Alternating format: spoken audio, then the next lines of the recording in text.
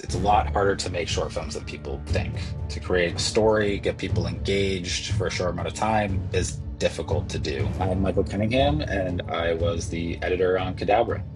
Horror is probably the funnest thing to work on. You can really play with horror. People don't think it's that hard, but it's probably one of the hardest things to edit. People always say it's like comedy. It's really hard to make people laugh. It's really hard to make people scared. So I really look for those challenges when I'm looking at a script or a project to work on. The biggest challenge of the whole film was deciding when that hand is going to pop out of that hat. There was a few iterations going back and forth where it's popping out.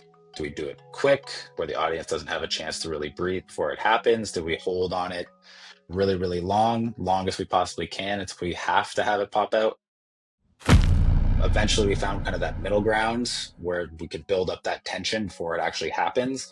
We experimented, we collaborated on it, but I think that's what it takes sometimes. And it's just, pushing each other a little bit here, a little bit there makes the best films and the best moments. This is all in one location. So you really have to like these characters. How can you make that work and make sure the audience gets that connection early on so that when you do have that payoff at the end, the audience actually reacts to it? The crew working on this did a really good job of getting creative with the angles. They gave me all the tools I needed to really piece it together and make it engaging.